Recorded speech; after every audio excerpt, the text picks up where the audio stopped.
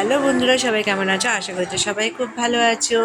আর সবাই তো নিশ্চয়ই পুজো খুব ভালো কাটাচ্ছো, সবাই আনন্দ করো মা দুর্গার আশীর্বাদে, সেটাই প্রার্থনা রাখি।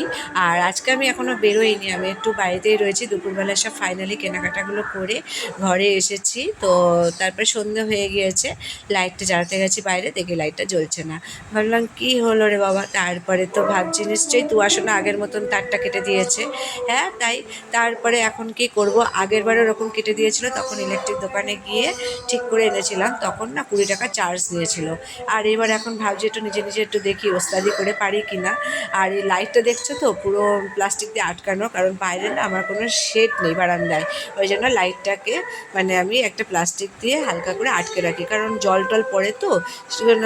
আর তারপর রাস্তা ধুলোবালিতে যদি সাদা লাইট নোংরা হয়ে যায় ওই কারণে।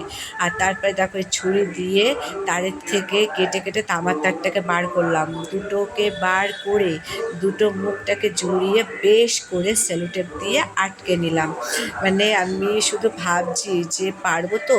মানে ছোটোবেলায় বাবার কাছে দেখতাম, আমার বাবা না ইলেকট্রিকের এরকম ঘরোয়া টুকটাকি কাজগুলো না করে নিত।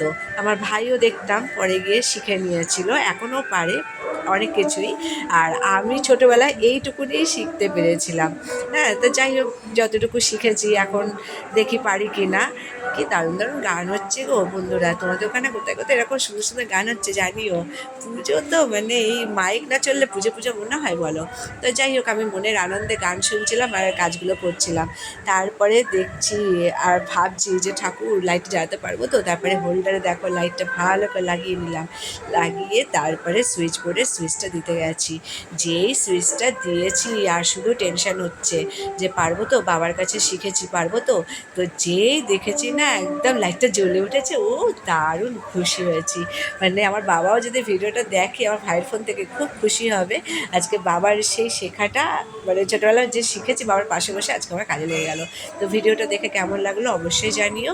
শেখার কিন্তু কোনো বয়স হয় না, শেখার কিন্তু কোনো কিছু শেষ হয় না, তাই তো। তো সবাই ভালো থেকো, সবাইকে অনেক অনেক শুভেচ্ছা রইল শুভ শারদীয়ার। বড়দেরকে জানাই প্রণাম, ছোটোদেরকে আমার অনেক স্নেহ ভালোবাসা। সবাইকে শুভ ষষ্ঠীর অ্যাডভান্স শুভেচ্ছা জানালাম। শুভরাত্রি, টাটা।